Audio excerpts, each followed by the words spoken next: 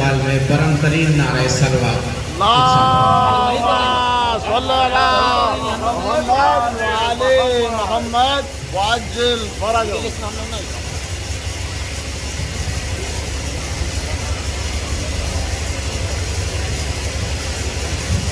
نعرہ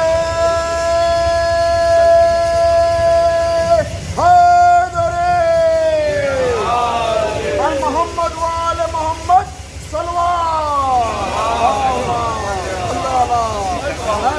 وعلى محمد وعجل فرجه. رحم اللہ من خلق الجواب.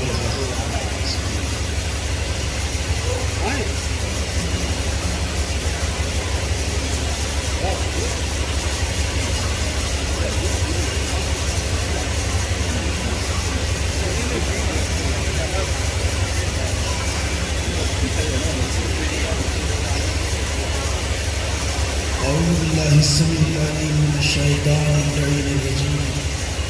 حسبنا الله ونعم الوكيل نعم المولى ونعم النصير. بسم الله الرحمن الرحيم. الحمد لله الذي هدانا لهذا وما كنا لنهتدي لولا أن هدانا الله. لقد جاءت رسل ربنا بالحق والصلاة والسلام والتحية والإكرام على أشرف الأنبياء والمرسلين مولانا مولانا الكريم جد الحسن والحسين القاسم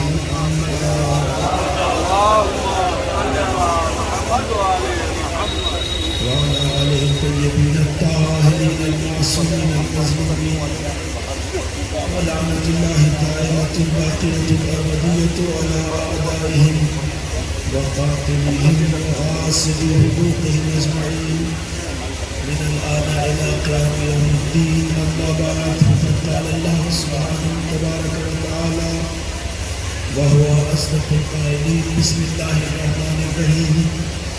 إنما وليكم الله ورسوله والذين آمنوا الذين يقيمون الصلاة ويؤتون الزكاة وهم راكعون. صلوات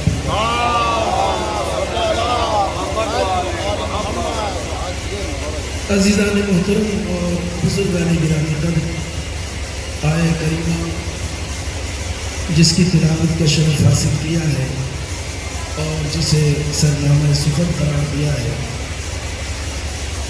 یہ آیت قرآن مجید کی وہ آیہ کریمہ ہے جسے آیہ ولایت کے نام سے جانا جاتا ہے. اس آیہ کریمہ میں خالق کائنات نے سلسلہ ولایت اور ان شخصیات کا تعارف پیش کیا ہے جنہیں اللہ نے حق ولایت عطا کیا ہے، اور آیہ کریمہ واضح طور پر ان شخصیات کا تعارف پیش کر رہی ہے جو صاحبان ولایت ہیں، اور منشاء پروردگار یہی تھا، مشیت الہی یہی تھی کہ اسلام کا نظام حاکمیت نظام ولایت کے تحت چلے، یعنی دین اسلام کی جو حکمرانی ہے، حاکمیت ہے، وہ سلسلہ ولایت کے زیر سایہ ہے. اور یہ وہی مفہوم ہے قرآن مجید کا جس سے بعد پیغمبر امت نے بغاوت کی، اور اسی ولایت سے بغاوت کی وجہ سے امت اسلام نے ان رسوائیوں کو دیکھا جن کا سلسلہ آج تک کہیں نہ کہیں جاری و ساری ہے. واقعہ کربلا ان مفاہیم کے تحفظ کے لیے تھا کہ جو مفاہیم ولایت کا لازمی جز ہے، یعنی کربلا نے ان اصولوں کا تحفظ کیا کہ جو اصول ولایت کے زیر سایہ پرورش پانے والے تھے. ایک طبقہ جو نفاق کی چادر اوڑھ کے اسلام میں وارد ہوا تھا، اس کی اصل کوشش یہ تھی کہ وہ اسلام محمدی کی بنیادوں کو متزلزل کر دے، مگر اس کے مقابل میں اسلام محمدی کربلا تک آ کر اتنا مضبوط ہو گیا کہ اسلام اموی آج اگرچہ امت اسلام کی اکثریت کو پسند بھی ہے، قبول بھی ہے، مگر وہ 1400 سال گزرنے کے باوجود بھی حقیقی اسلام کی صورت اختیار نہیں کر سکا، اس لیے کہ اسلام اموی کی کوشش یہ رہی کہ حرام محمدی کو حلال کر دیا جائے اور حلال محمدی کو حرام کر دیا جائے، مگر کربلا نے قیامت تک کے لیے اسلام محمدی کو محفوظ کر دیا، اور اب قیامت تک حلال محمدی حلال رہے گا، حرام محمدی حرام رہے گا۔ ایک صلوات پڑھیے اور محمد آل محمد۔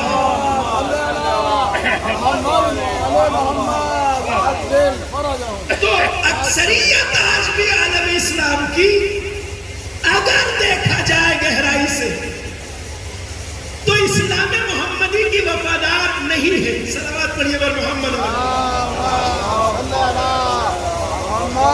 ایک اور صلوات پڑھ لیجیے اور محمد۔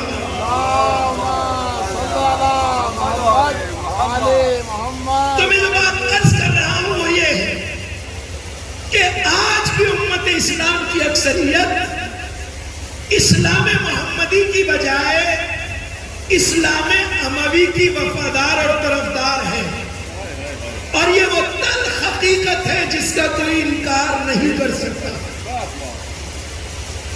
مگر اسلام محمدی قائم ہے، اسلام محمدی باقی ہے، اسلام محمدی کی حیات کا خاتمہ نہیں ہوا ہے، چونکہ اسلام محمدی کی رگوں میں کربلا کا لہو دوڑ رہا ہے۔ ہم اس حقیقت کو آج بھی دیکھ رہے ہیں کہ جنہوں نے اسلام کو تحریف کرنا چاہا، تبدیل کرنا چاہا، بغاوت کی سلسلہ ولایت الہیہ سے، آج بہت بڑا طبقہ ہے مسلمانوں کا کہ جو عملاً اسلام اموی کا طرفدار ہے، یعنی آج بھی ان کی کتابیں مفاہیم سے بھری پڑی ہیں کہ مسئلہ حلال و حرام میں، مسئلہ حلال و حرام میں وہ ان اصولوں کو زیر قدم رکھتے ہیں جو اسلام محمدی نے بیان کیے ہیں۔ آپ دیکھ لیجئے ان کے یہاں تبعیض ہے، امتیاز ہے کہ پہلے حرام حرام ہے، مگر وہ طبقہ قابل مذمت نہیں ہے جو اقتدار پہ قابض ہو جائے۔ وہ کہتے ہیں حاکم اسلامی اگر قتل کرتا ہے، کسی کا حق لوٹتا ہے، کسی کا گھر جلاتا ہے، کسی پہ ناجائز ظلم کرتا ہے، حتیٰ کہ کسی کو قتل بھی کر دیتا ہے، تو اس کا احترام پھر بھی واجب ہے۔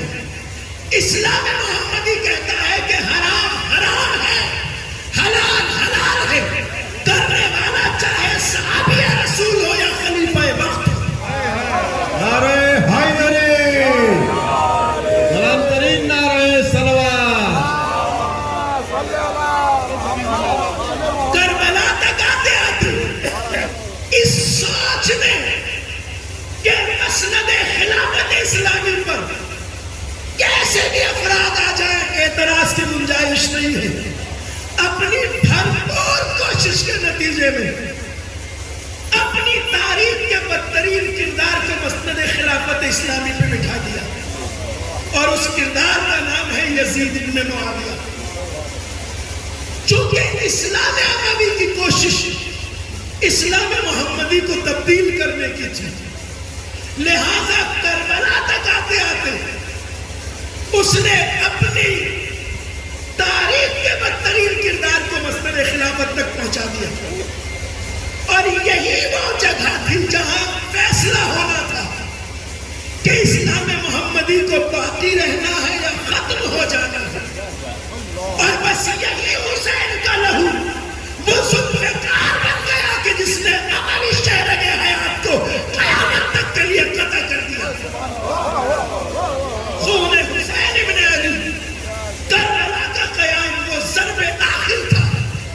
کہ جس نے اسلام اموی کی اس حسرت کو ہمیشہ کے لیے مٹا کے رکھ دیا کہ وہ کبھی اسلام محمدی کا چہرہ اپنے چہرے پر سجا سکتا ہے۔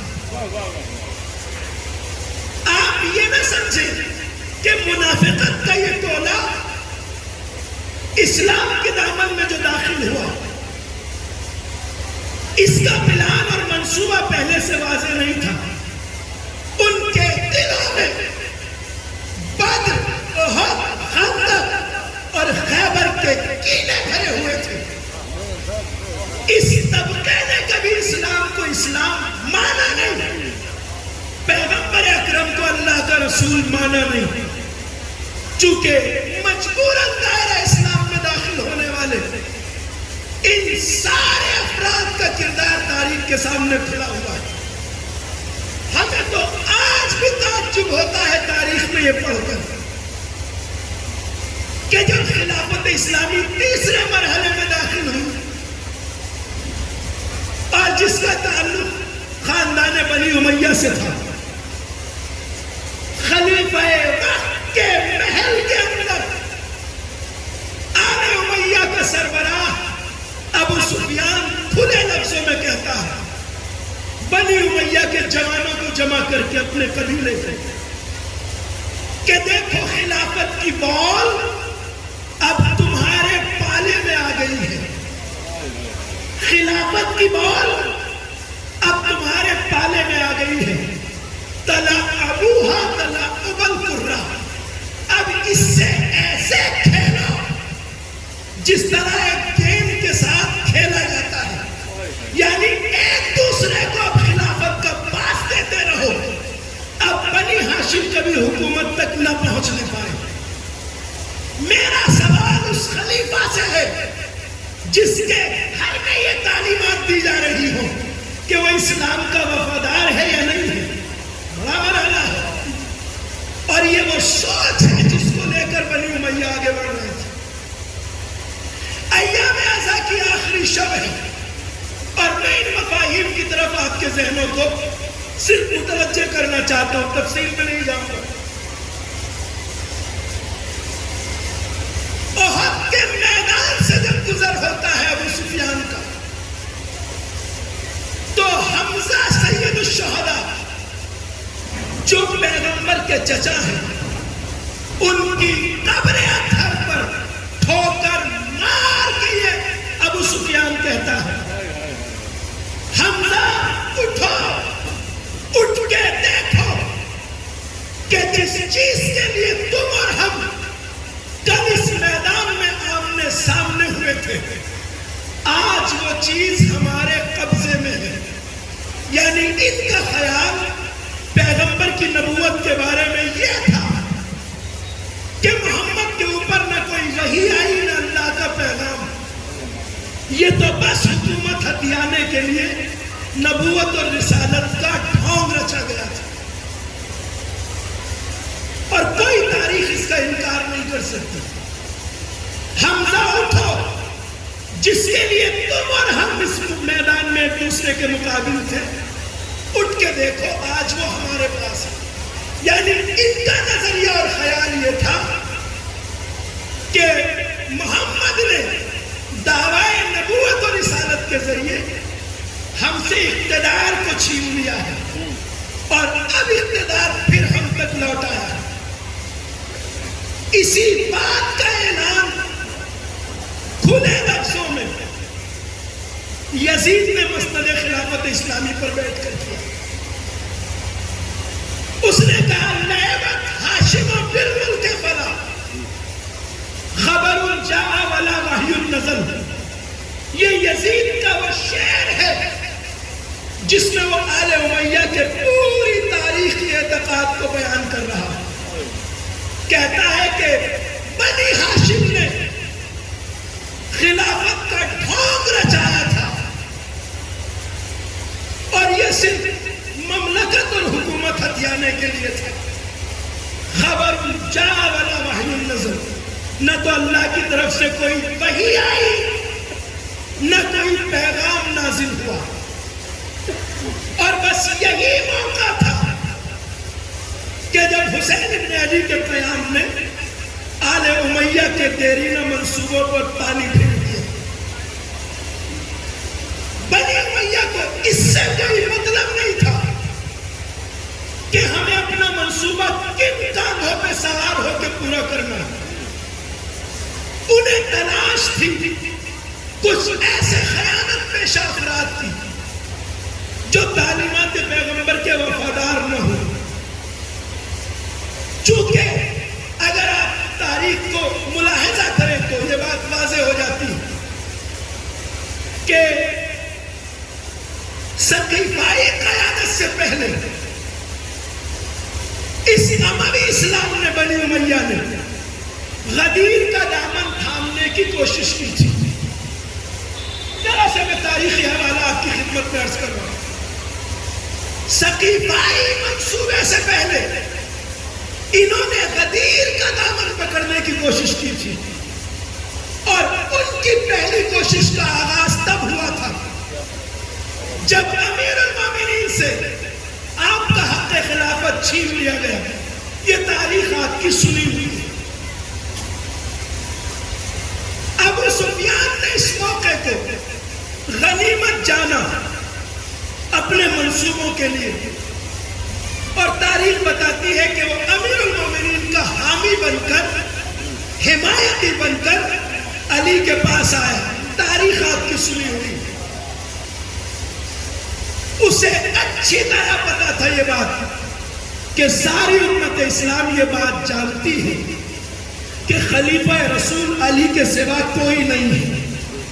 چونکہ جتنا اعلان رسول اللہ نے علی کی خلافت کا کیا تھا اتنا کسی مسئلہ اسلامی کا نہیں کیا تھا. جانتا تھا وہ. لہذا جب علی سے حق خلافت چھین لیا گیا تو یہی ابو سفیان سب سے پہلے علی کے پاس آیا. اسے علی کی ولایت سے کوئی لینا دینا نہیں تھا. اسے اپنے منصوبے کو آگے بڑھانا تھا. یعنی اموی فکر کو فکر محمدی پہ غالب کرنا. آیا کہا اے علی ابن ابی طالب خلافت تمہارا حق ہے. خلافت تمہارا حق ہے اور تم سے یہ حق چھین لیا گیا ہے. لہذا میری پیشکش یہ ہے کہ تم اپنا حق لینے کے لیے قیام کرو. کھڑے ہو جاؤ اور تم جو اپنے کو اکیلا پا رہے ہو تنہا تو میں تم سے وعدہ کرتا ہوں کہ تمہارے لیے مدینے کی گلیوں کو سواروں اور پیادوں سے بھر دوں گا. یہ تاریخ ہے آپ جانتے ہیں اچھی طرح سے. ایک بات اور یہاں قابل غور ہے. ابو سفیان کا یہ کہنا کہ میں تمہاری مدد کے لیے مدینے کی گلیوں کو سواروں اور پیادوں سے بھر دوں گا, یہ اس بات کا بھی پتہ دیتی ہے کہ چاہے تاریخ اسلام نے آنکھیں بند کرنی ہو مگر ابو سفیان جانتا تھا کہ منافقوں کی کتنی بڑی تعداد ابھی مدینے میں موجود ہے. غور نہیں فرمایا آپ نے؟ مگر میں سے یہ کہہ رہا تھا اسے پتا تھا منافق کو کہ ابھی منافقین کی کتنی بڑی تعداد مدینے میں موجود ہے. چونکہ وہ علی کے حامی نہیں تھے, وہ منتظر تھے ابو سفیان کے اشارے کے. اور جب اس حمایت کا وعدہ اس نے کیا, پیشکش کی, اس کا مقصد علی کو حق دلانا نہیں تھا, مدینے کو اس انتشار میں مبتلا کرنا تھا جس سے علی اپنی سیرت کی وجہ سے بچا لے گئے. اور پہلا تماچا اموی سوچ کے رخ پر علی نے تب مارا جب مسکرا کے ابو سفیان کی طرف دیکھا اور جواب دیتے ہوئے کہا, ابو سفیان میری مدد کرنا چاہتا ہے, پہلے یہ بتا کہ تو اسلام کا طرفدار کب سے ہو گیا. صلوات پڑھیے بر محمد و آل محمد.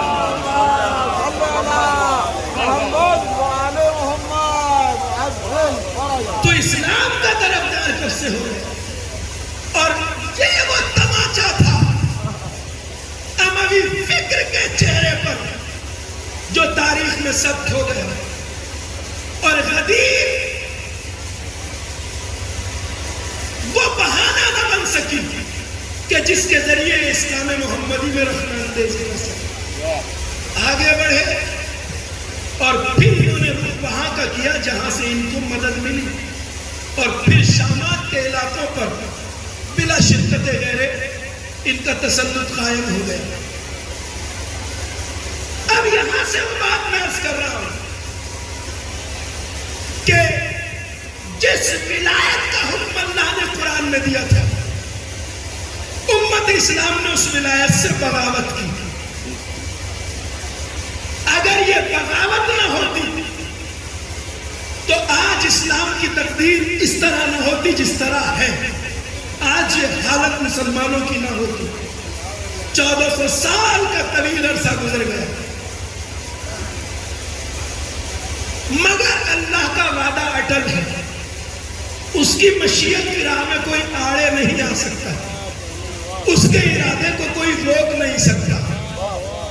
اس زمین پر ایک دن نظام ولایت الہیہ نافذ ہو کے رہے گا، مگر جس طرح اس نے شیطان کو ایک مدت معین تک اجازت دی ہے شیطنت کی، اسی طرح ان شریر افراد کو اپنی شرارت دکھانے کا ایک مدت تک موقع دیا گیا. اللہ کے پاس وقت کی کمی نہیں ہے. پردے غیب سے وارث حسین آئے گا جو زمین پہ نظام ولایت الہیہ کو نافذ کرے گا. شرارتوں کے دروازے بند کر دیے جائیں گے. صلوات پڑھیے بر محمد و آل محمد.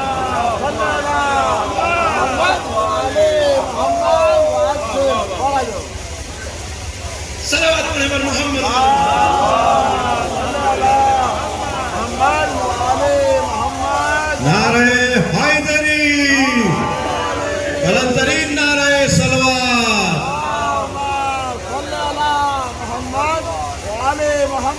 تو توجہ حاضر سی میں آپ کی بات چاہتا ہوں. پیغمبر اکرم نے 1.25 لاکھ حاجیوں کے مجمع میں جس ولایت کا اعلان کیا وہ اتنی واضح ولایت تھی جس میں شک و شبہ کی کوئی گنجائش نہیں تھی.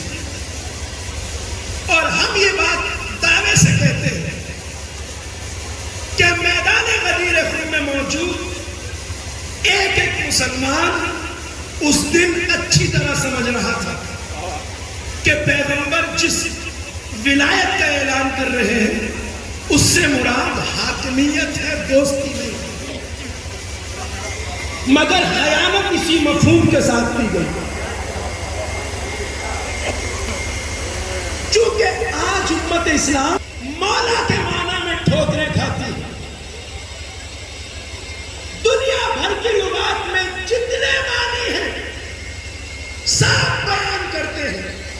مولا دوست کے معنی میں ہے، ساتھی کے معنی میں ہے، مولا ہم نشین کے معنی میں ہے، مولا مصاحب کے معنی میں ہے. یعنی لغات میں موجود ہر معنی کو مانیں گے، اسے نہیں مانیں گے جو رسول اللہ نے بتائے تھے.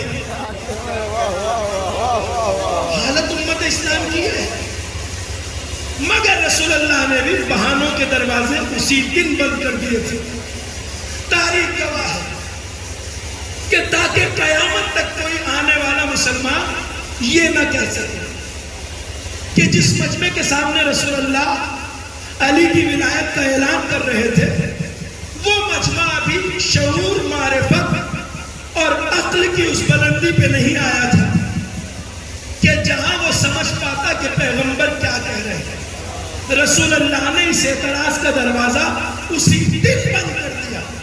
کیوں؟ اس لیے دیکھیے جو دہرا رہا ہوں وہ سب آپ کا سنا ہوا ہے، میں تو بس نتیجوں تک آپ کے ذہن کو لانا چاہتا ہوں.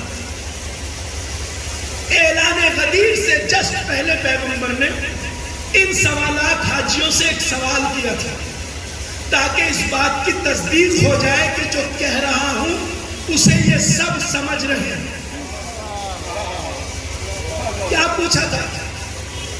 قرآن مسلمانوں کو پہلے ہی بتا چکا تھا، النبی اولی بالمؤمنین من انفسہم، نبی کا حق مومنوں کے نفسوں پر ان سے زیادہ ہے، قرآن کہہ چکا تھا۔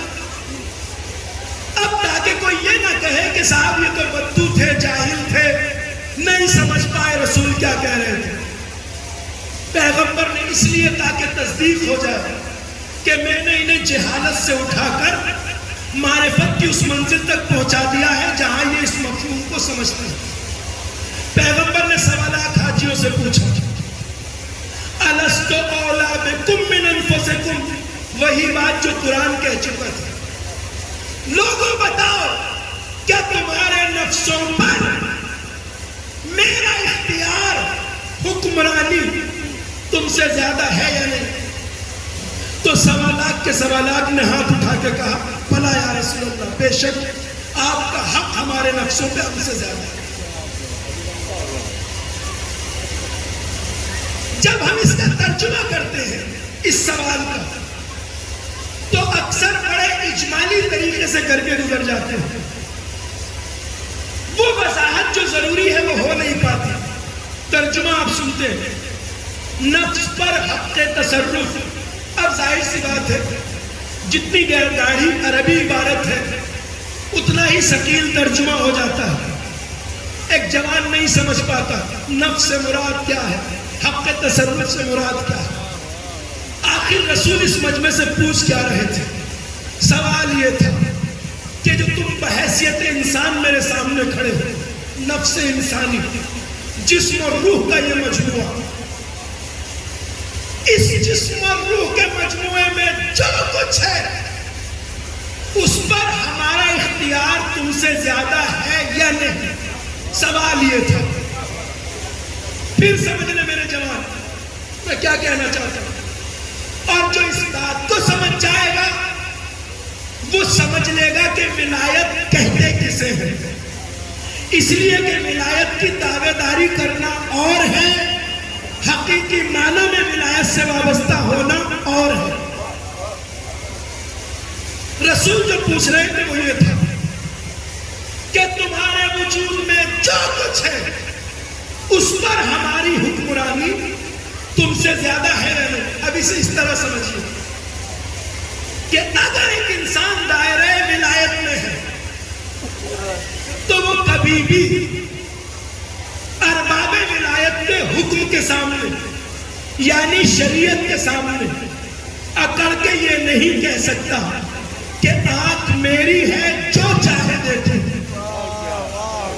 ولایت کا مفہوم سمجھ لیجئے، یہ نہیں کہہ سکتا کان میرے ہیں جو چاہے سنوں، یہ نہیں کہہ سکتا زبان میری ہے جو چاہے بولوں، یہ نہیں کہہ سکتا ہاتھ میرے ہیں جہاں چاہے اٹھاؤں، یہ نہیں کہہ سکتا کہ دل میرا ہے جو چاہے کروں، یہ نہیں کہہ سکتا کہ خواہشات میری ہیں جیسے چاہے پورا کروں، یہ نہیں کہہ سکتا بدن میرا ہے جیسے چاہے استعمال کروں، یہ نہیں کہہ سکتا خون میرا ہے میری مرضی۔ سمجھ لیجئے ولایت کو، ولایت کے دائرے میں ہو تو پہلے دیکھنا ہوگا شریعت کیا کہہ رہی ہے، پہلے شریعت کا حکم چلے گا بعد میں ہماری مرضی چلے گی۔ صلوات پڑھیے بر محمد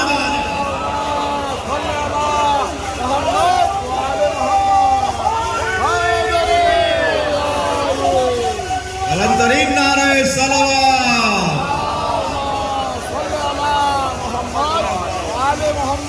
توجہ فرما رہے ہیں، یعنی ہمارے پورے وجود پر ارباب ولایت کی حاکمیت ہے، کسی بھی مقام پر یہ نہیں کہہ سکتے شریعت کے سامنے اٹھا کر کہ میرا اچھا دیکھیے چھوڑیے، میں وضاحت اس طرح نہیں کرنا چاہوں گا چونکہ پورا شوق زمانہ ہے، مگر ایک مثال آپ کو دیتا ہوں۔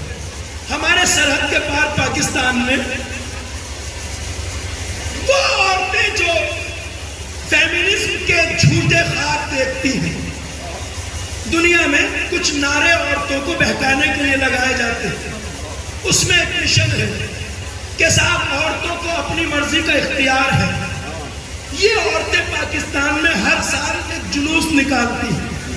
ان کے نعرے آپ سنیے, میں نے دیکھے ہیں, آپ بھی سرچ کر لیجئے گا. یہ شریعت اور قوانین سے آزادی چاہنے والی عورتیں ایک نعرہ لگاتی ہیں, میرا جسم میری مرضی. کیا کہتی ہے؟ میرا جسم میری مرضی. مجھے تعجب ہوتا ہے جو نعرہ یہ جاہل عورتیں لگاتی ہیں وہی کچھ شریعت کے باغی ہمارے بیچ لگاتے نظر آتے ہیں. صلوات پڑھیے محمد آل محمد. محمد وآل محمد وعجل فرجهم. سب پہ حاکمیت ہے کسی کی, واہ واہ واہ. اور یہ حاکمیت ایسی نہیں ہے جو اٹھا لی جائے. کسی کو بھی اس دنیا میں یہ کہنے کا حق نہیں ہے کہ جسم میرا ہے جو چاہے کرو. کیوں نہیں ہے؟ اس لیے کہ یہ جسم ہمارے پاس ہے, ہماری ملکیت نہیں ہے, مالک کوئی اور ہے. توحیدی زندگی ہمیں یہ بتاتی ہے کہ جسم ہمارے پاس ہے مگر مالک کوئی اور ہے, اور اگر وہ مالک نہ ہوتا تو اسے ہمارے لیے احکام وضع کرنے کا کوئی حق نہیں تھا.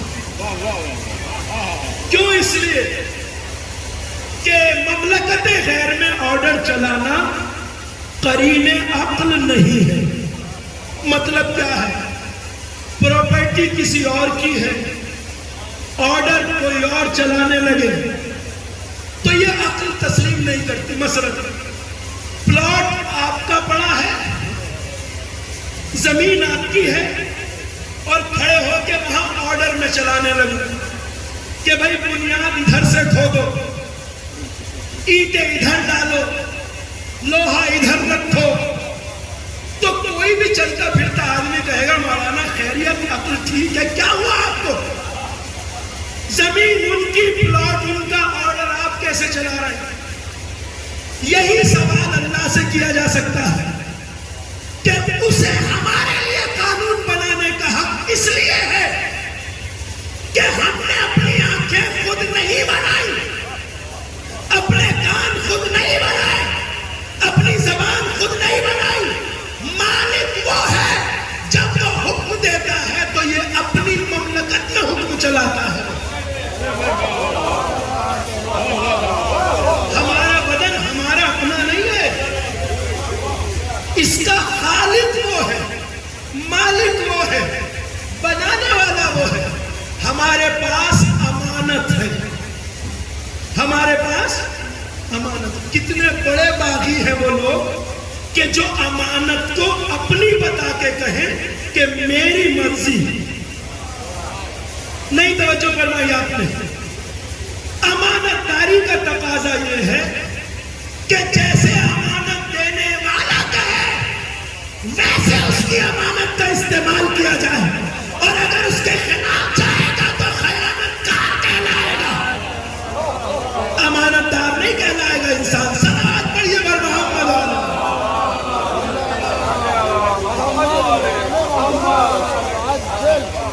تو آیت ولایت کا مطلب ہے ہمارے وجود پر جن کی حاکمیت. اللہ مالک ہے, وہ ولی حقیقی ہے, اور اس آیت میں اس نے یہ حق ولایت اپنے رسول کو دیا اور صرف اہل بیت اطہار کو دیا.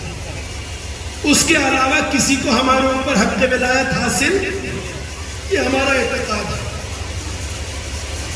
اگر غدیر میں رسول اللہ نے اس والی حاکمیت کا اعلان نہ کیا ہوتا تو امت کو غدیر سے کوئی عداوت نہ ہوتی.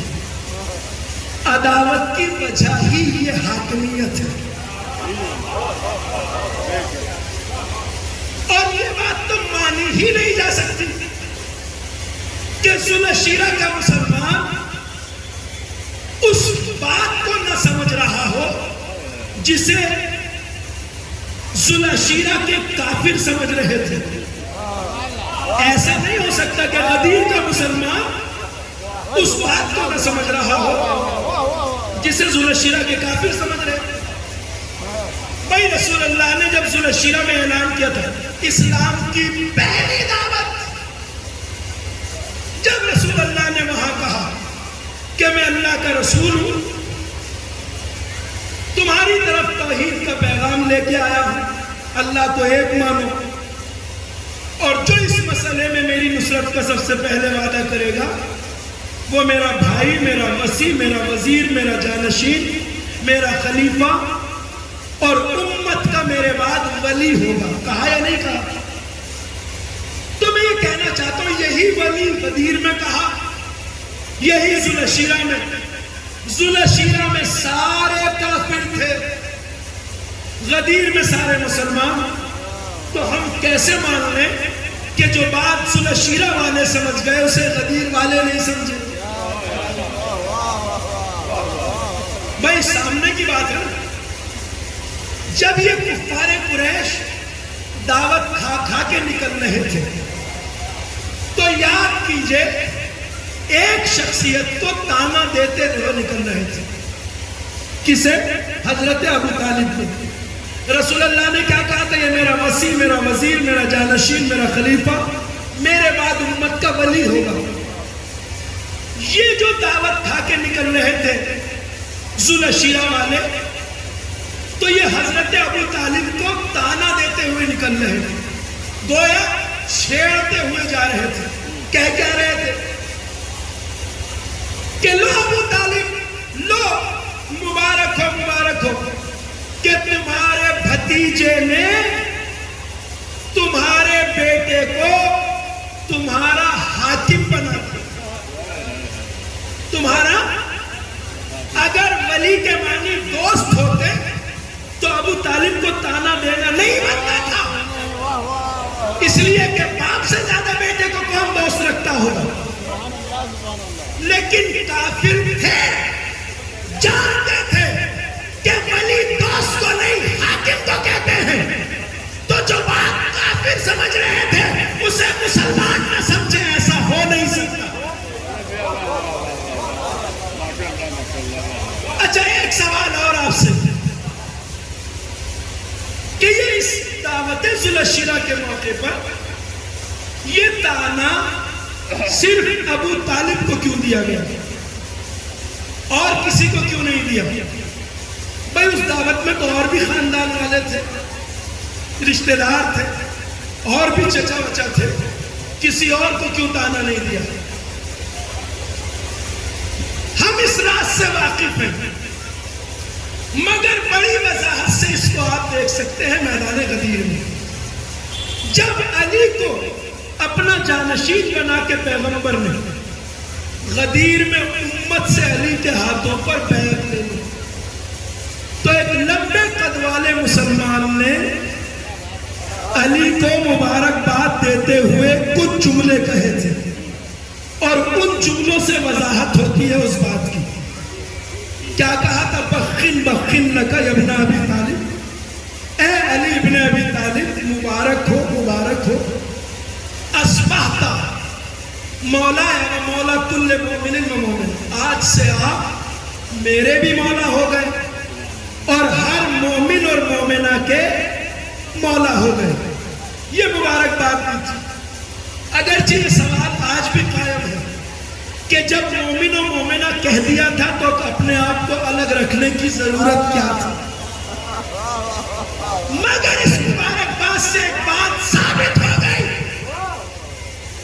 اور وہ یہ کہ علی مولا ہے مگر مومن کے یا مومنہ کے.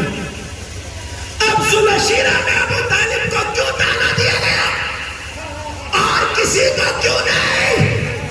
اس لیے کہ انہیں سب کو پتا تھا ہمارے بیچ اگر کوئی مومن ہے تو بس ابو طالب ہے. صلوات پڑھیے بر محمد.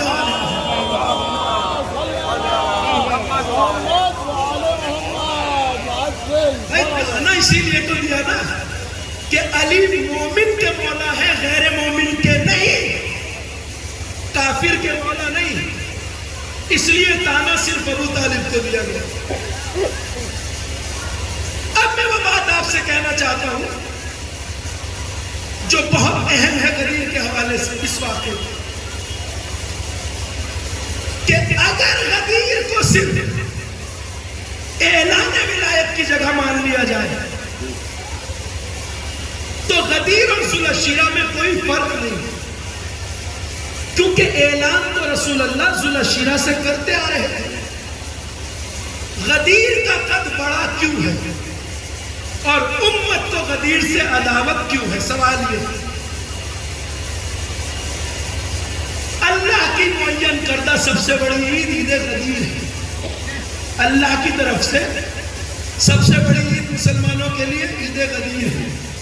ہمارے یہاں یہ مفہوم بیان ہوا ہے، اور ہو کیوں نہ، جس دن دین کامل ہوا، اللہ اسلام سے راضی ہوا، اس نے اپنی ساری نعمتیں تمام کر دی، کفر مایوس ہو گیا، وہ دن بڑی خوشی کا ہے یا وہ دن جس دن لوگ میٹھی کھیر کھا رہے ہیں؟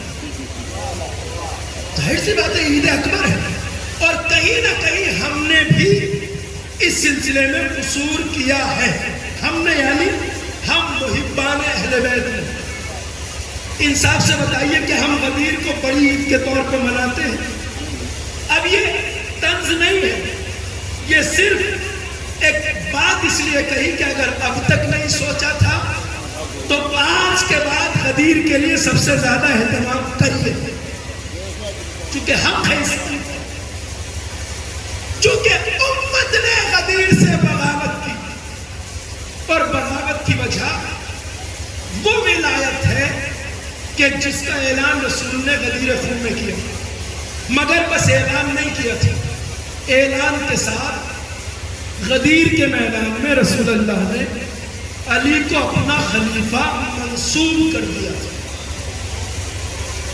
عداوت کی اصل وجہ صرف اعلان نہیں ہے، اعلان تو ذوالشیرہ میں بھی تھا، خیبر میں بھی تھا، خندق میں بھی تھا، ہر موقع پہ اعلان تو کرتے آئے تھے۔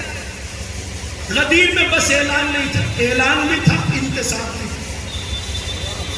یعنی علی رسول اللہ کے وہ خلیفہ ہیں جنہیں اپنی زندگی میں خلیفہ بنا کر امت کے ہر فرد سے علی کے ہاتھ پہ رسول اللہ نے بیعت لے لی تھی،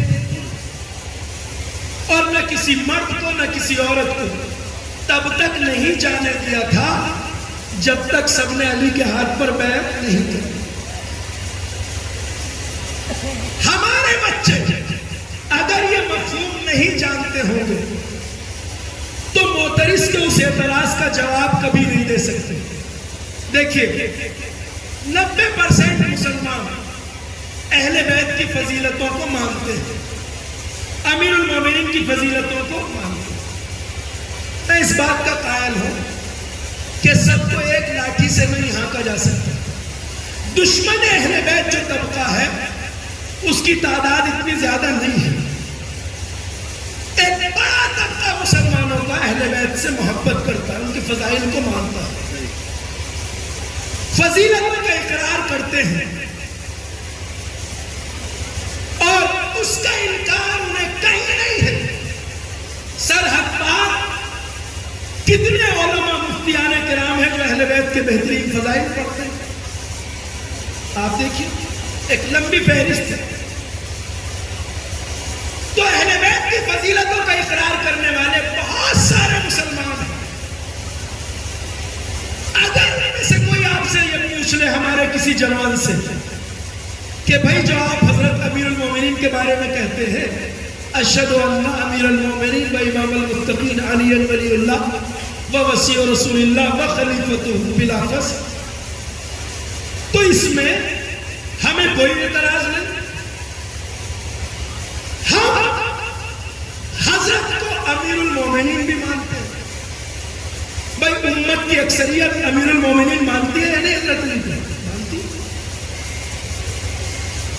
وصی رسول اللہ کا وہ بھی مانتے ہیں، خلیفہ رسول اللہ تو وہ بھی مانتے ہیں، ولی خدا تو وہ بھی مانتے ہیں. فرق کہاں ہے؟ فرق ہے وخلیفتہ بلا، فرق ہے بلا فصل میں، اتنی سی میں فرق ہے بس. تو وہ اگر آپ سے کہے ہم امیر المومنین بھی مانتے ہیں، وصی رسول بھی مانتے ہیں، ولی اللہ بھی مانتے ہیں، خلیفہ رسول اللہ بھی مانتے ہیں، آپ کے پاس کیا دلیل ہے کہ وہ خلیفہ بلا فصل ہے؟ ہمارے پاس دلیل ہے میدان غدیر خون، جہاں پیغمبر نے اپنی زندگی میں اپنا خلیفہ بنا کر علی کے ہاتھ پر بیعت لے لی تھی. اگر ہمارے بچے اس بات کو نہیں جانتے ہوں گے تو اس اعتراض کا جواب نہیں دے سکتے. یہ سمجھنا بہت ضروری ہے. اب میں اس طرح کی بات کرنے سے بچنے کی کوشش کرتا ہوں، مگر یہ ایسی بات نہیں ہے جس میں اختلاف ہے. مسئلہ خلافت میں ہم غصب خلافت کے قائل ہیں، ہم غصب خلافت کے قائل ہیں. غصب یعنی چھیننا، اور چھینی وہ چیز جاتی ہے جو پہلے سے کسی کے پاس ہو. پہنچ رہی ہے بات آپ تک؟ چھینی وہ چیز جاتی ہے جو پہلے سے کسی کے. اسی طرح غصب فدق ہے، خلافت علی کے پاس تھی، چھینی گئی. فدق فاطمہ کے اختیار میں تھا، چھینا گیا. صلوات پڑھیے بر محمد.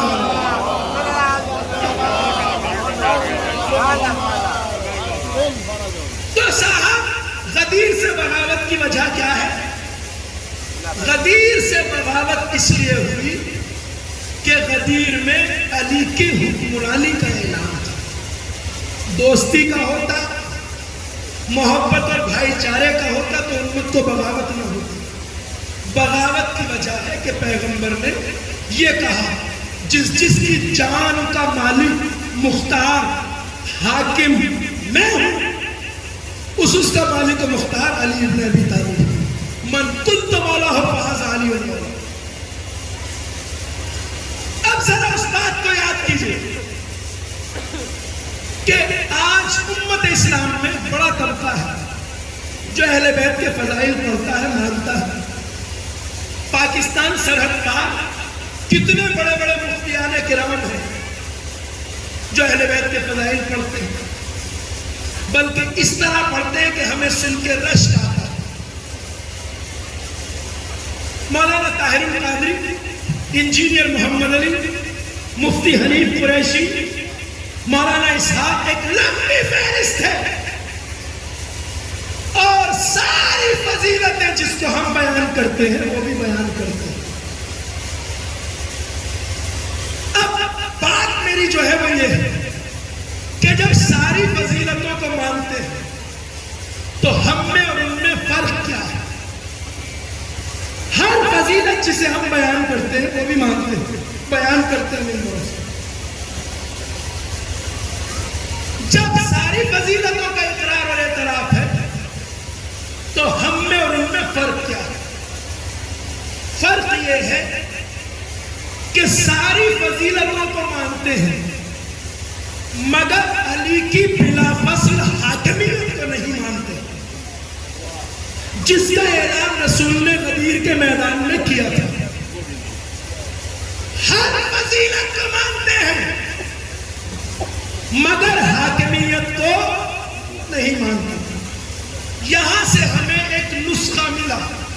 میں اکثر آپ نے ملاحظہ کیا ہوگا اپنی مجلس کے بیان کو ماضی کے ذکر کو حال سے جوڑنے کی کوشش کرتا ہوں.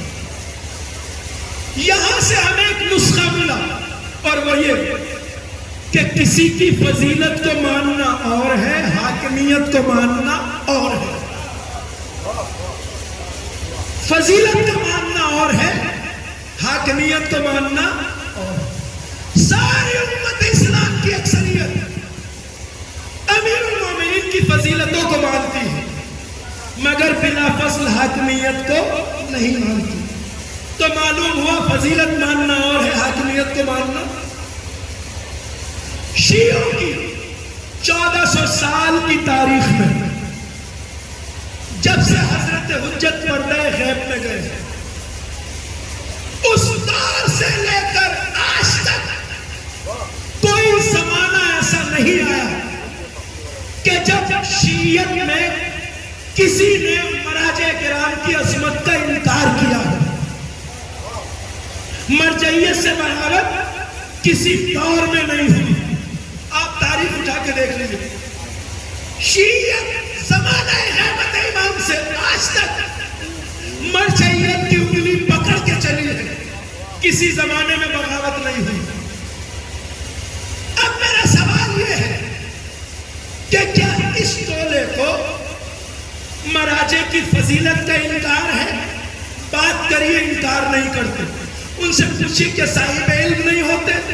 کہتے نہیں، بہت پڑھے لکھے ہوتے ہیں۔ کہ عابد شب زندہ دار نہیں ہوتے؟ کہ نہیں، بڑے عبادت گزار ہوتے ہیں۔ کہ علوم میں مہارت نہیں ہوتی؟ کہ بہت بڑے ماہر ہوتے ہیں۔ کہ کیا ساری اصول دین کو سمجھنے میں نہیں لگاتے؟ کہ لگاتے ہیں۔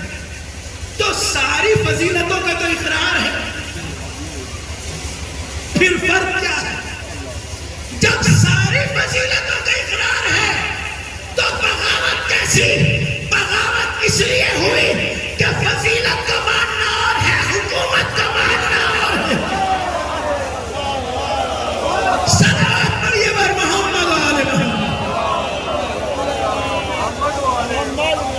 نعرہ حیدری، بلند ترین نعرہ صلوات۔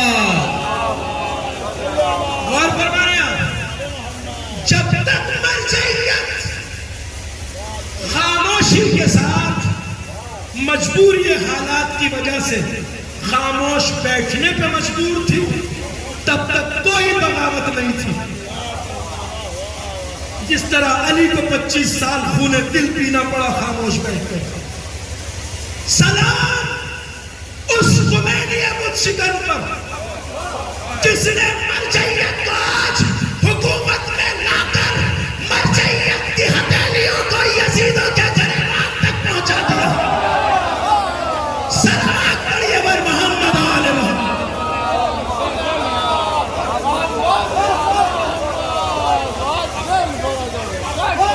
جو وجہ بغاوت کل تھی وہی وجہ بغاوت آج ہے۔ آل محمد کی فضیلتوں کو ساتھ مانتے ہیں مگر حکومت کو نہیں مانتے بلا فصل۔ اسی طرح مرجعیت کی عظمت پہ کبھی حرف نہیں اٹھایا گیا، مگر جب سے مرجعیت اتنی طاقتور ہوئی ہے کہ اس نے نظام ظلم کو للکارنا شروع کر دیا۔ جب سے مرجعیت کے قدموں کی دھمک سے وائٹ ہاؤس کے در و دیوار ہلنے لگے، تب سے ہماری صفوں میں کچھ باغی نظر آنے لگے۔ اس کا مطلب یہ ہے فضیلت کو ماننا اور ہے حاکمیت کو ماننا اور ہے۔ صلوات پڑھیے بر محمد آل محمد۔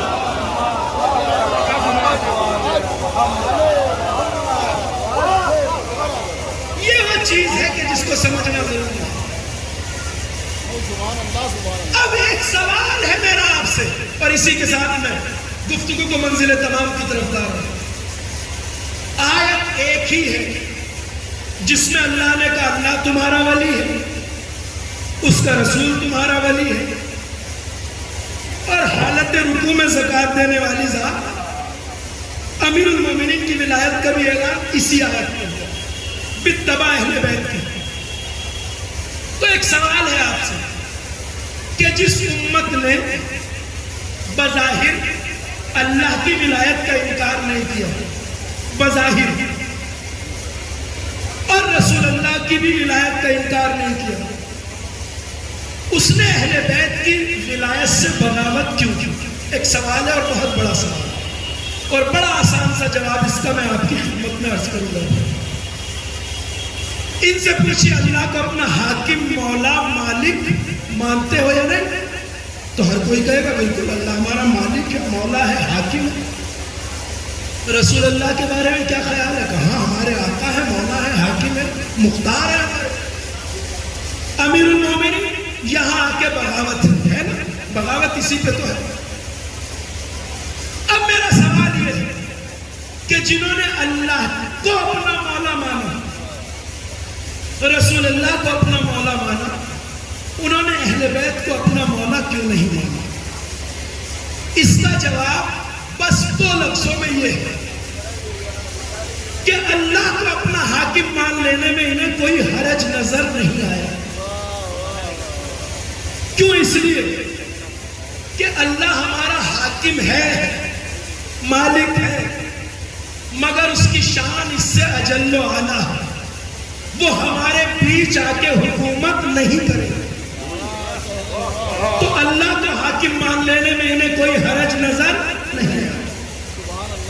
بات ایک ہی آیت میں کہی گئی، اللہ کی شان اس سے اجل و اعلیٰ، وہ اپنے نبی بھیجے گا، انبیاء بھیجے گا، کتابیں بھیجے گا، قانون بھیجے گا، مگر ہمارے بیچ آ کے حکومت نہیں کرے گا، تو اللہ کی حاکمیت کو مان لینے میں حرج نظر نہیں آیا۔ رسول اللہ کو کیوں مان لیا؟ رسول اللہ کو اس لیے مان لیا کہ اچھی طرح پتا تھا کہ رسول اللہ ہمیشہ ہمارے درمیان رہیں گے، تو اللہ ہمارے بیچ آئے گا نہیں، رسول کو حاکم ماننے میں بھی کوئی حرج نہیں، اس لیے کہ رسول ہمارے بیچ ہمیشہ رہیں گے نہیں۔ اہل بیت کی حاکمیت سے بغاوت اس لیے کی کہ انہیں پتا تھا اگر ان کی حاکمیت کو مان لیا تو جب تک کائنات باقی ہے اہل بیت باقی رہیں گے، اور جب اہل بیت باقی رہیں گے تو نہ یہ دین میں مرضی داخل ہونے دیں گے، نہ شریعت کو بدلنے دیں گے، نہ دین کو بدلنے دیں گے، نہ شریعت میں اپنی خواہشات داخل ہونے دیں گے۔ آل محمد سے بغاوت اس لیے کہ آل محمد دین میں اپنی مرضی داخل نہیں ہونے دیں گے۔ میں نے گزشتہ سالوں میں یہ بات آپ سے کہہ دی کہ جو 1400 سال پہلے کا تذکرہ آپ یہ بیٹھ کے آج سن رہے ہیں 1400 سال بعد، اس کا سب سے اہم فائدہ یہ ہے کہ 1400 سال پہلے کی تاریخ سنتے جائیے، اپنے زمانے کے حالات پہ نظر رکھتے جائیے۔ ایسا نہ ہو کہ جو 1400 سال پہلے ہوا تھا وہ ہمارے زمانے میں بھی ہو رہا اور ہمیں خبر نہ ہو۔ انہوں نے اہل بیت سے بغاوت اس لیے کی کہ وہ دین کو اپنی مرضی سے چلانا چاہتے تھے۔ اگر آل محمد کو مان لیں گے تو شریعت بدل نہیں سکتے، دین میں اپنی خواہشات داخل کر نہیں سکتے، شریعت کو اپنے مزاج میں ڈھال نہیں سکتے۔ آج بھی مرجعیت یعنی نائبان امام سے بغاوت کی وجہ یہی ہے۔ ایک ٹولے نے یہ سوچا حجت آخر امام عصر تو پردہ غیب میں ہے، چلو آپ شریعت کو اپنی مرضی سے چلائیں۔ مرجعیت نے آ کے کلائی پکڑ لی کہ جب تک نائبان امام ہے نہ دین بدلے گا، نہ شریعت بدلے گی، نہ قانون اسلام بدلے گا۔ صلوات پڑھیے بر محمد و آل محمد۔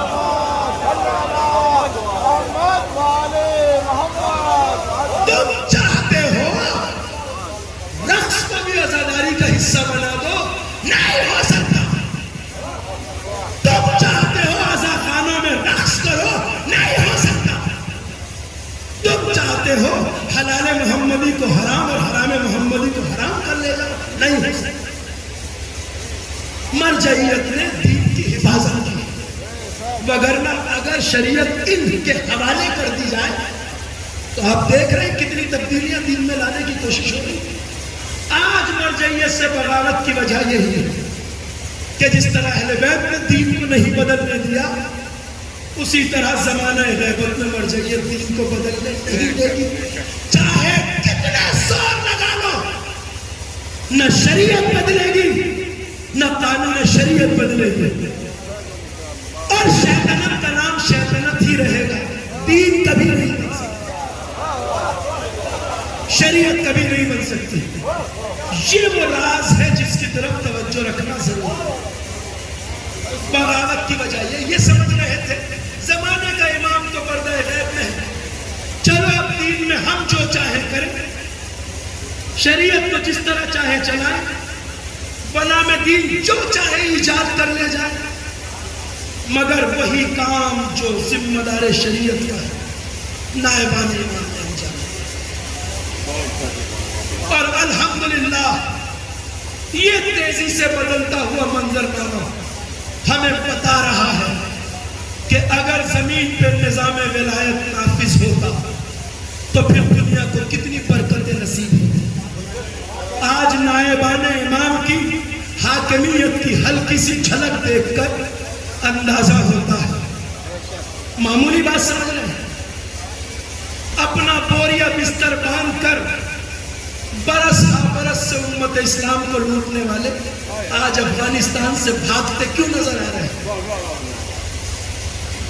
یہ جو منظرنامہ بدل رہا ہے مشرق وسطیٰ کا، یہ صرف نائبان امام کی طاقت کی وجہ سے۔ آپ دیکھیے آنکھیں کھول کر، یہ سنگ دل افراد، سنگ دل درندہ صفت لوگ، طالبان اتنے شریف کیسے ہو گئے یکایک کہ مجلس میں آ کے بیٹھ رہے ہیں؟ یہ اتنے شریف کیسے ہو گئے؟ آپ دیکھ رہے ہیں نا افغانستان کے حالات کے بارے میں باخبر ہے، گورنر صاحب اپنی پوری کیبنٹ کے ساتھ مجلس میں آ کے شریک ہو رہے ہیں۔ آزاداری کے جلوسوں کی حفاظت کی ذمہ داری طالبان لے رہے ہیں۔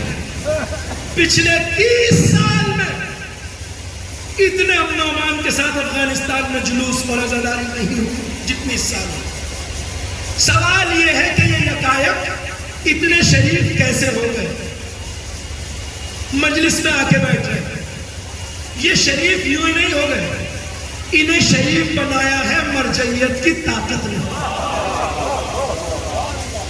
کیونکہ اچھی طرح پتا ہے جن کے بھروسے پر اتنا قتل و غارت کری کر رہے تھے وہ تو خود دکھ لگا کے بھاگ رہی ہے، اور سرحد کے پاس ہی وہ فاتح خیبر کا لال بیٹھا ہے جس نے داعش کو بھی دفن کر دیا، القاعدہ کو بھی دفن کر دیا، جس نے سپر طاقتوں کی ہوا اٹھا کر دیا۔ پتا ہے کہ ان کی اوقات نہیں ہے اتنی، جو حال ظالموں کا ہوا ہے اس حال سے بچ نہیں پائیں گے۔ اگر ذرہ برابر شرارت کی تو یہ شرافت بے وجہ نہیں ہے، یہ اس لیے ہے کہ نظام ولایت الہیہ کے نفاذ کے لیے آج نائبان امام میدان میں موجود ہیں۔ قدر شناسی ضروری ہے۔ ہم غافل نہیں ہیں، نہ اپنی صفوں میں غافل ہے اور نہ کبھی غافل ہونے کی ضرورت ہے۔ بیدار رہیے، آنکھیں کھلی رکھیے، ایسے لوگوں پہ نظر رکھیے، سازشوں کو کسی حال میں کامیاب نہ ہونے دیں، چونکہ بے خبری بہت بڑا جرم ہے، بے خبری بہت بڑا جرم ہے۔ میں پھر تاکید سے کہہ رہا ہوں، بے خبری بہت بڑا جرم ہے۔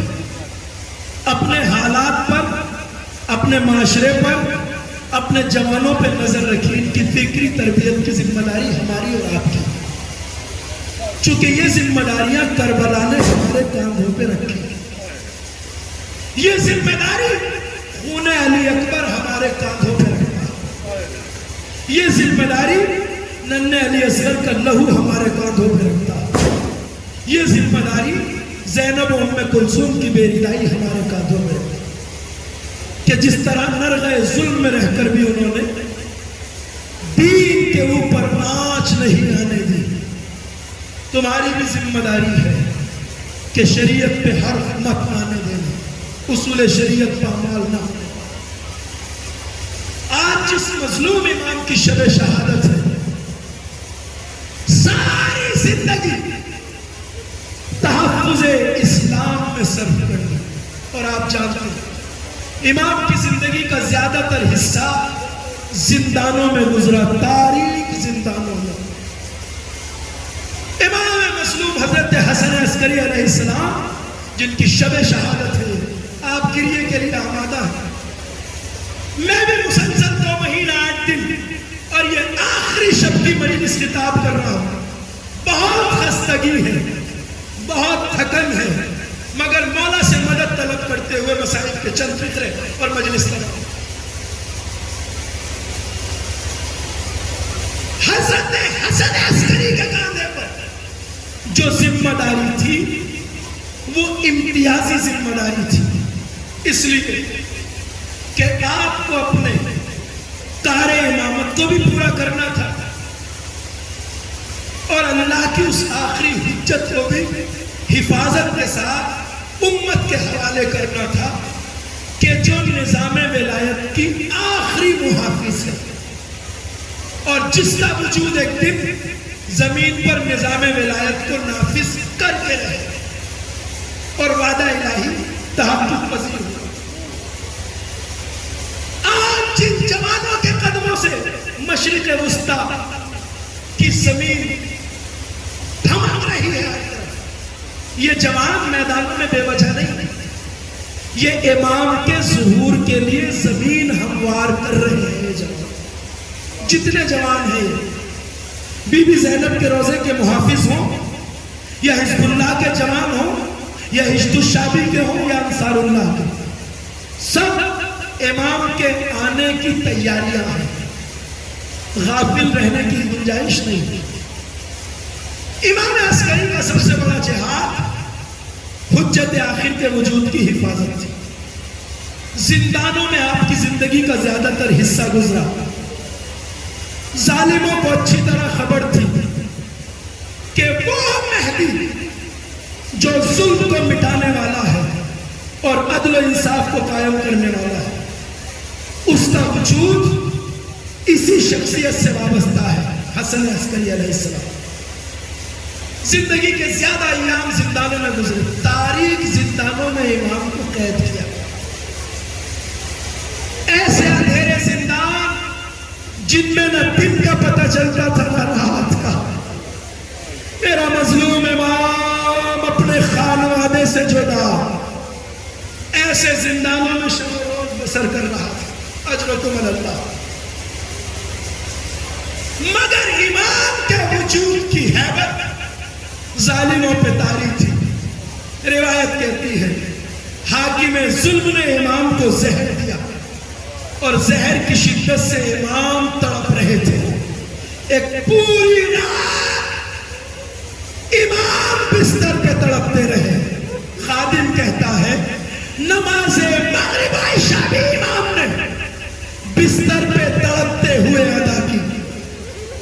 ساری رات بستر پہ زہر کی شدت سے تڑپتے رہے، حتیٰ کہ نماز صبح کا وقت آ گیا۔ امام حسن عسکری نے بستر پر ہی نماز صبح تڑپتے ہوئے ادا کی۔ کوئی اس مظلوم کے جسم کی حالت کا اندازہ لگا سکتا ہے جس کے اعضائے بدن اندر سے شدت زہر سے کٹ چکے ہیں اور وہ بستر پہ ماہی بے آب کی طرح تڑپ رہا، نماز صبح ادا کی۔ روایت کہتی ہے اپنے لال کو بلایا، مہدی میرے لال میرے قریب آؤ۔ جس کی حفاظت کی ذمہ داری تھی اس لال کو قریب بلایا۔ 5 سال کا سن ہے زمانے کے امام، آئے بابا کے سرانے۔ امام نے محبت بھری نظروں سے اپنے لال کو دیکھا، اس بیٹے کو دیکھا جو آبا و اجداد کے خون کا انتقام لینے والا ہے، جو امام کی مظلومیت کا بھی انتقام لینے والا ہے۔ اسرار امامت تفویض کیے، اپنے لال کا چہرہ دیکھا، وداع آخر کیا، اور روایت کہتی ہے اسی گفتگو کے دوران امام کی روح کا پس رسوئی سے پرواز کر گئی۔ اجرکم اللہ۔ زمانہ امام عسکری سے خالی ہو گیا۔ عزاداروں یہ وہی رات ہے جو خاندان اہل بیت کے لیے بہت بھاری ہے، گھروں میں گریہ ہوتا ہے۔ امام کی زندگی کی آخری رات،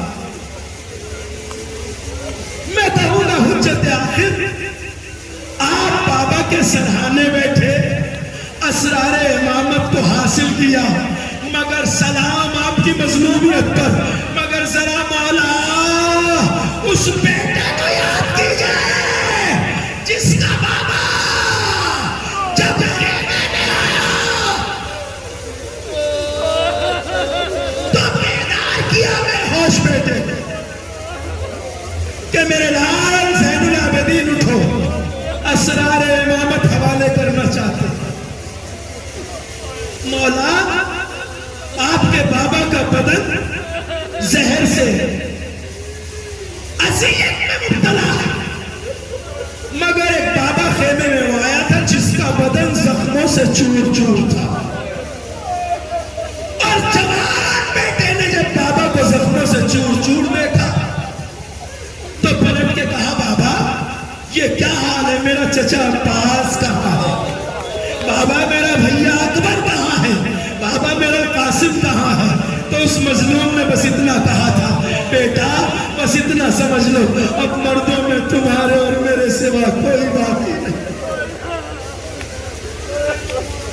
اجرب اللہ حجت آخر کا دل آج شگافتا ہے، داغ یتیمی بڑا سخت ہوتا ہے نازاداروں، 5 سال کا سین اور حجت آخر کے دل پر داغ یتیمی بیٹھ گئے، تڑپ گئے امام حسن، مگر روایتیں کہتی ہیں پورا شہر سمرہ جمع ہو گئے، امام کے غسل و کفن کا اہتمام کیا گیا، جنازہ احترام سے اٹھا۔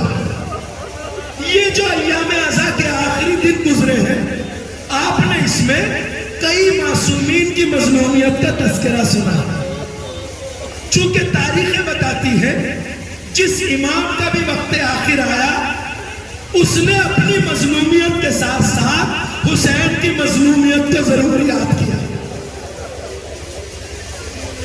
امام حسن کے کلیجے کے ٹکڑے جب کٹ کٹ کے تشت میں گر رہے تھے اور حسین سرہانے بیٹھے رو رہے تھے تو امام حسن کی آنکھ کھلی، حسین کو روتے دیکھا تو جس کے کلیجے کے ٹکڑے گر رہے تھے اس حسن نے کہا اے میرے بھیا حسین میری مظلومیت پہ گریہ نہ کرو، اس لیے کہ تمہاری مظلومیت کا دن میری مظلومیت سے بہت بڑا ہے۔ لا یومک یومک یا ابا عبداللہ، حسین آج میرے کلیجے کے ٹکڑے گر رہے ہیں، کل تم زمین کربلا سے اپنے کلیجے کے ٹکڑوں کو اٹھا کے لاؤ۔ اجرکم اللہ۔ جب امام رضا کا وقت آخر آیا اور آپ بستر پہ ماہی بیعت کی طرح تڑپ رہے تھے تو روایت کہتی ہے اپنے خادم ابو السلط ہروی کو قریب بلایا، قریب آئے ابو السلط، کہا مولا کیا حکم ہے؟ کہا ابو السلط میرے جسم کو بستر سے اٹھا کر خالی زمین پر بٹھا۔ خادم تڑپ اٹھا، ہاتھوں کو جوڑ کے کہا مولا ایسی حالت میں آپ کو بستر پہ ہونا چاہیے، خاک پہ کیوں لیٹنا چاہتے ہیں؟ کہا ابو السلط اس طرح میں اپنے جد حسین کی تعزیہ کرنا چاہتا ہوں، وقت آخر میرے جد کا لاشا خالی زمین پر تھا، جب ہر امام وقت آخر اپنی مصیبت کے وقت حسین پہ رویا تو میں یہ کیسے مان لوں کہ زمانے کا امام اپنے جد کو یاد کر کے نہ رویا ہوگا؟ میں تو کہتا ہوں کہ جب بابا کا جنازہ تابوت اٹھا ہوگا تو امام زمانہ نے کربلا کا رخ کیا ہوگا، کہا ہوگا جد مظلوم آج بابا کا تابوت اٹھ رہا ہے، مگر ہائے کل نہ کوئی تابوت اٹھانے والا تھا، نہ کوئی کاندھا دینے والا، نہ کوئی دفن کرنے والا۔